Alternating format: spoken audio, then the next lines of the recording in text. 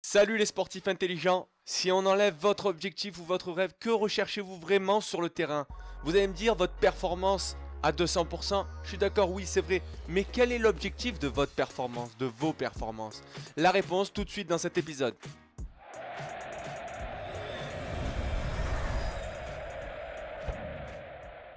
Aujourd'hui, on va parler d'un objectif de performance que très peu de sportifs connaissent.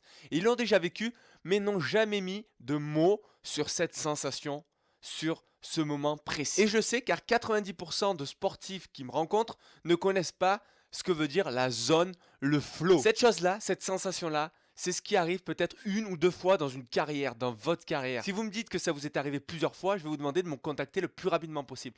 Ça voudrait dire que vous avez un très bon niveau actuellement, car vous rapprochez énormément. Ça veut dire que vous avez un niveau au-dessus de 80% d'efficacité dans votre domaine, dans votre secteur de jeu. Mais c'est très rare de le vivre plus d'une fois dans une carrière. Je m'explique.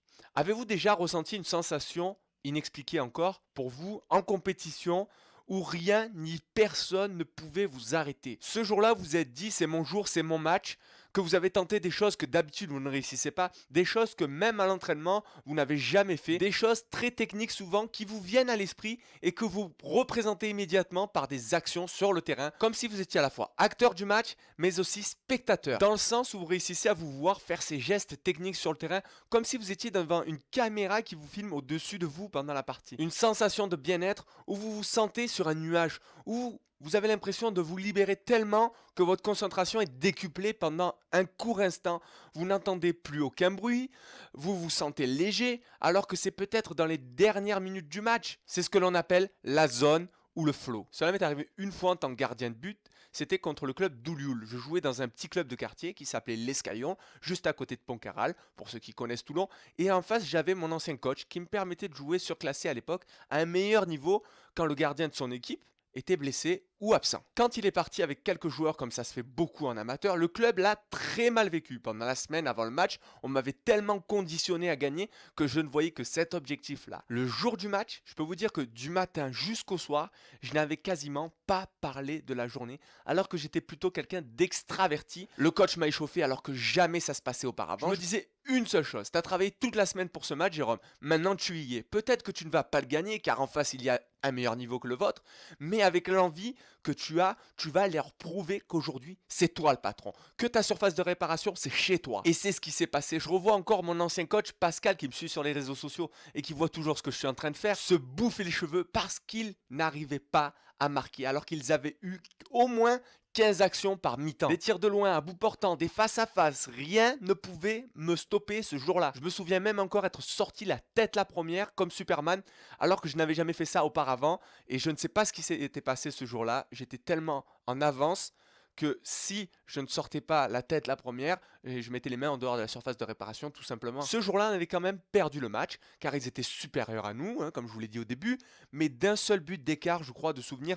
Je l'avais tellement mal vécu, mon coach, Brice, à l'époque, m'a élu homme du match, gardien du match, mais j'avais comme quelque chose de cassé en moi, justement, à ce moment-là, comme si je savais que je n'allais plus jamais revivre ce moment-là avec cette équipe-là, à mon niveau. Et effectivement, c'est ce qui s'est passé. Après quelques matchs, je n'avais plus du tout retrouvé cette sensation de bien-être et les matchs étaient devenus ennuyeux à mourir. Sûrement parce que l'enjeu, les autres enjeux des autres matchs n'étaient pas vraiment géniaux.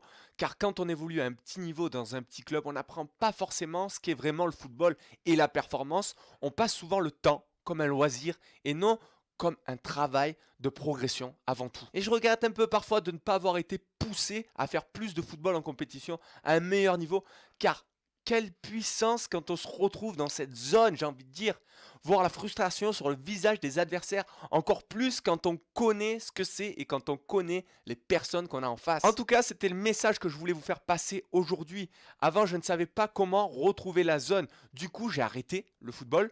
Maintenant, en préparation mentale, je l'ai découvert. Et c'est pour ça que je garantis une progression à tous mes sportifs. D'où le besoin de les aider à progresser dans 3 domaines que je surnomme le triangle d'or.